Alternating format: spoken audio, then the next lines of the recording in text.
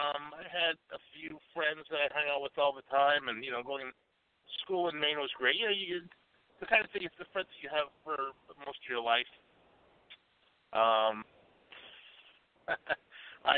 For me, my saving grace is music. Like, I remember the day that MTV came out, back when it was good. And I would run home from school every day to watch MTV.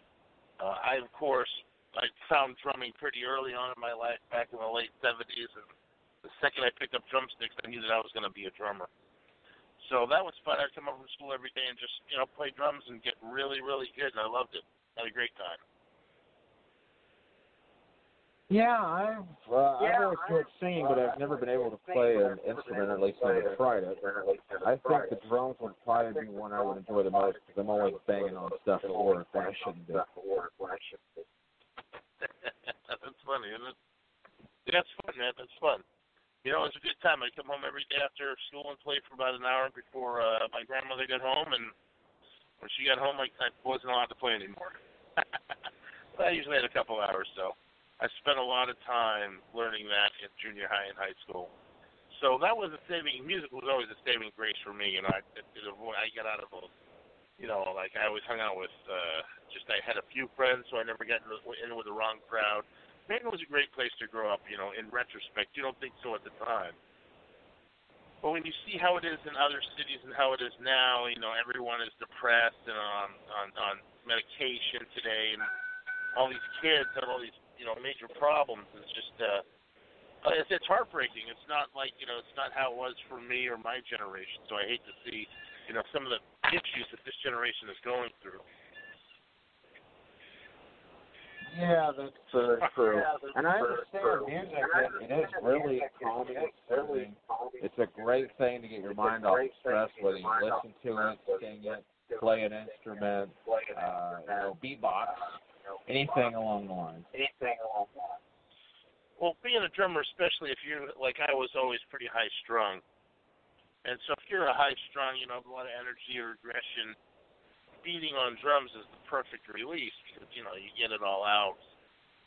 It's much better than beating on a person. If you have anger issues, obviously drumming is just, it's a phenomenal way. It's a great therapy as far as I'm concerned. And it's tribal, it's rhythmic, it's tribal. It goes back to, the caveman days, really, when mankind first picked up a bone and started, hitting a shell or hitting rocks to make sounds. It's very tribal. Oh yeah, and stretching the hides over the drums, and I understand, definitely very spiritual and very something that's been around for a long time.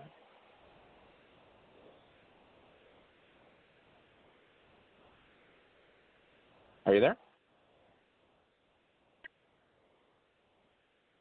Can you hear me? I think we're back to Texas technical difficulties at the moment. Yep, there he went. He dropped. They lost the colony down there in Texas. They got, no offense to Texas. I've never even been to Texas. Flew over it, I believe, maybe quite possibly. But apparently they don't have good cell service, unfortunately. But we did lose him. Hopefully he will give us a call back. But while you're waiting, how about you run over to dhhcon.com, Dark History and Horror Con 2019. It's coming up in just a month, a little over a month actually, and it should be a really awesome time. It's been fun every year. I've been a part of it since 2015, helping Brian out with interviews, and he's been nice enough to let me set up a table and show off my autograph collection and just talk about Cloverleaf and now going into the Jaya Network. And it's really going to be a lot of fun getting this new network going and having everything. Adding a lot of new things, keeping a lot of the old stuff as well, but mixing our minds together to try to come up with some really awesome stuff to keep you guys entertained.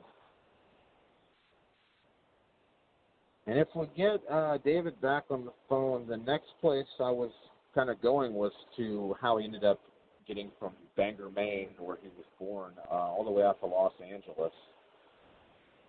Pretty interesting.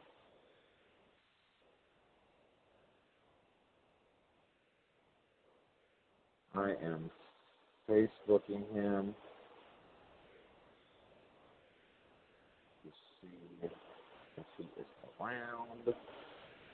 You guys can also check out SoCon.com. SoCon coming up September 6th and 7th at Cross County Mall in Mattoon, Illinois. We did not have one last year, but we're back and better than ever this year. Lots of great guests, including Chad Lindrup from The Fast and the Furious. I believe Santiago Cirillo from The Walking Dead, many other numerous wonderful projects. A great human being, an Army veteran. He's going to be back as well, I believe. And just tons of great stars of television, paranormal. You never really know who is going to show up at one of these things, but they're always fun. And SoCon is a free event. The Dark History and Horror Con is cheap enough that it's definitely going to be worth the price of admission. 10 times over, I'd say, just from the memories. Besides all the cool stuff you can find, related to serial killer culture. And he's back on the line. I'm ranting, and David Thibodeau is back with us. Hey, buddy, sorry about that. I do not know what happened. It just cut out. Yeah, I said those. I called it Texas technical difficulties. Yep. Anyway, I can hear you now. Hopefully it'll last. Well, I'm not quite sure where we left off, but I know I was gearing into how you got from Bangor, Maine to Los Angeles, because that's also a pretty big jump and a huge culture shock. Sure. Well, for me, I always thought Bangor was kind of too small, and that's just because I'm a big guy. Bangor was always just, great place to grow up, great place to go back to. I wanted to go to L.A., and so when I was coming close to graduation, of course it was the tail end of the 80s. So the hair metal bands, stuff like that. Everyone went to LA to try to make it. I, of course, wanted to be a drummer in a band. I mean, that's all I really ever wanted to do was have a career in music. So I found the Musicians Institute. I think out of a magazine, Modern Drummer magazine. Was that for Musicians Institute? MI, it's called. And so I decided to go there, and I applied. Of course, got in. And decided that, that was going to be my getaway. I was going to go to Musicians Institute and go to school. So that was my excuse to get to L.A.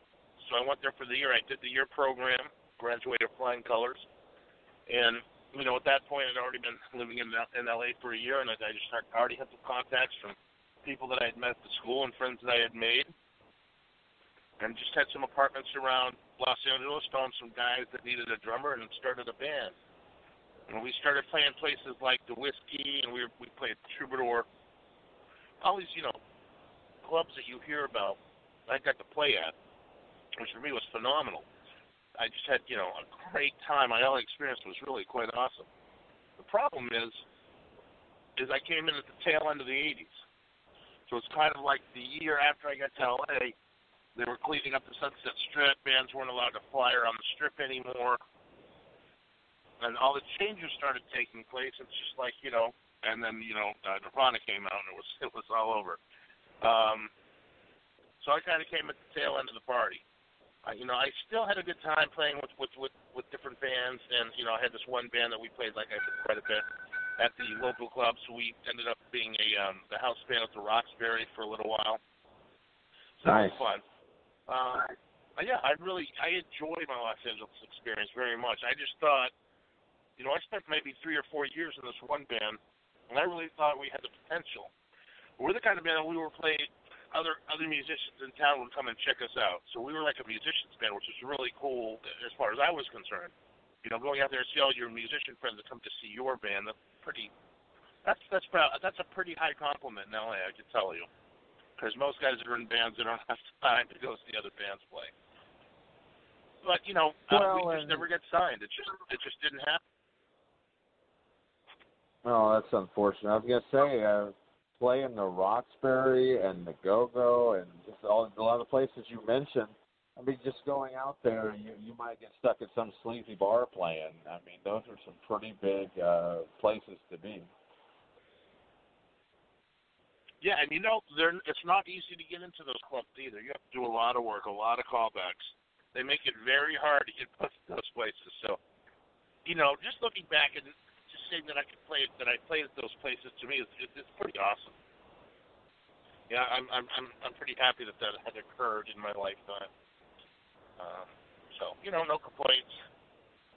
I still play music. Music's something you can always go back to. There's always going to be guys that want old fogies like me who want to jam, and people that still want to listen. So it's something you can always do. You're never going to make a lot of money at it, though, unless you get pretty lucky. Yeah, I guess that's true. So even if you maybe do just open mics here and there, I mean, it's still great to, keep being able to do it to your best of your ability and to have fun with it. And you're right, there's always going to be a need for music. Yeah. But I guess going to the inevitable,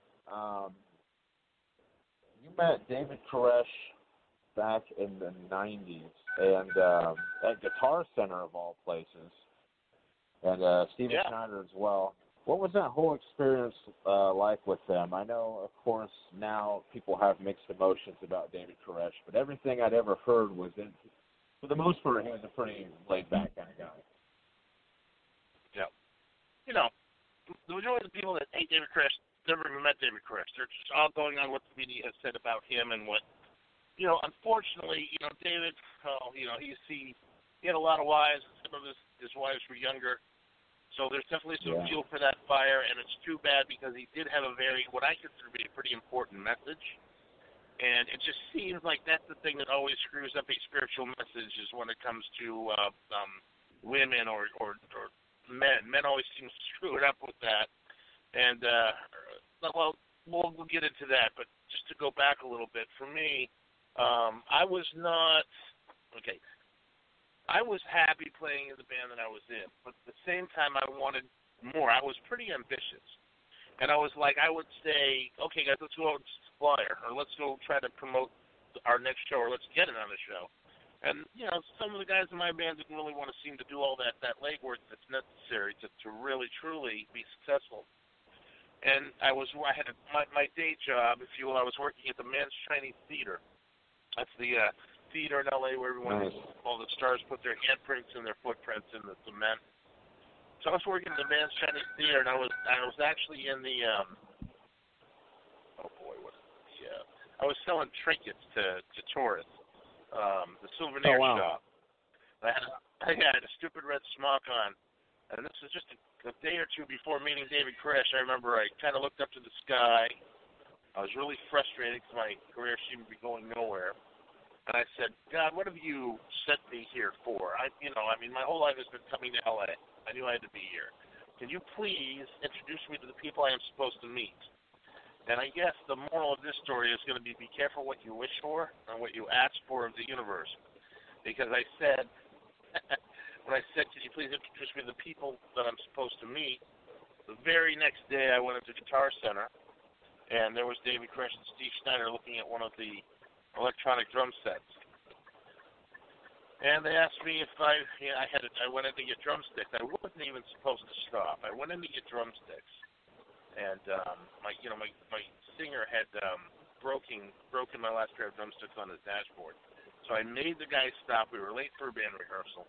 I made him stop, and I went into the Guitar Center, and I went into the electronics room, which I wasn't supposed to because we were already late. And there was David and Steve, and they're looking at the drum set. And they said, you're a drummer, huh? And I said, yeah, I had a pair of sticks in my hand that I just bought. They asked me if I'd sit down and play the drums. I sat down. I tooled around the kit pretty quickly, and I guess they liked what they saw. They asked me if I was looking for a band, and I said, I'm always looking for an opportunity. And I looked at Steve, who said that he was the manager, and he was dressed very nicely. David Koresh had the T-shirt and the jeans on. He looked like he would have been the creative type, and Steve looked like he would have been the business guy. And I was impressed that this guy had his own business guy. He handed me a card. And on the back of the card, On the front it said Cyrus Productions. On the back it said, that was religious scripture. And I looked at the card, and I handed it back and said, look, guys, I'm not interested in being in a Christian band. Thank you very much.